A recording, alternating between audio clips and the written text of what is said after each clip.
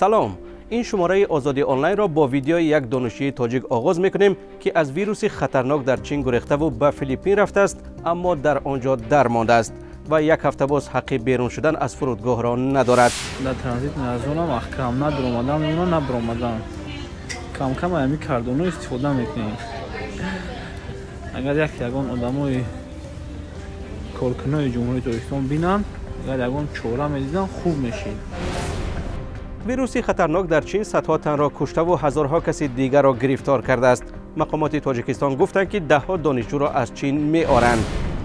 چند ویدیو از روسیه و از شهر نو هم داریم که در ادامه میبینیم. حالا از نگاشته های کاربران میگوییم که از نزدیک شدن انجام مهلت ثبت نام دوباره سیم کارت ها نگرانند.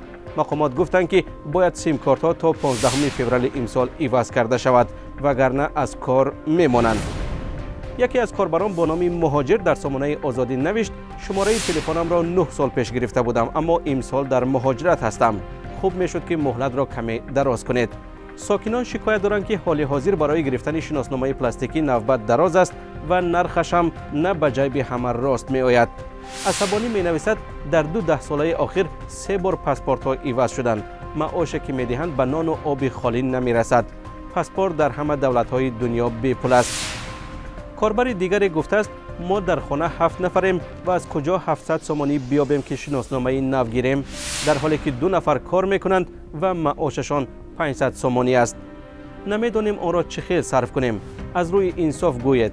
ارد 200 سومانی است و گوشت 50 سومانی و تخم 1 سومانی است و نرخ برق و راهگیرها هم قیمت. خواننده با نام پالیتیکا گفته است: امسال در تاجیکستان انتخابات پارلمانی و پرزیدنتی است و مقامات میخواهند با این موضوع توجه مردم را به جانب دیگر کشند.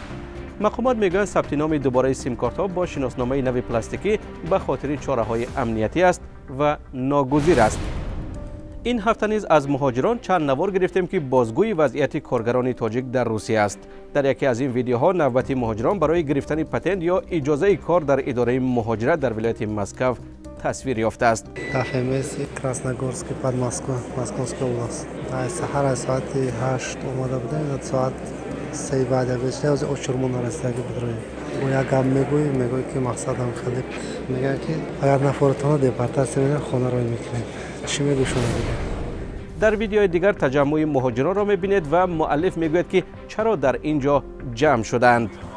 در ایستگاه اتوبوس های مرکز میگراسیون مهاجران در یک احوال اتوبوس ها معلوم نیست، نه یک خط سیری معلوم دارند، کمتر دورتر تاکسی ها میستند با نرخ های قیمتتر مردم را به ماشین خود دعوت.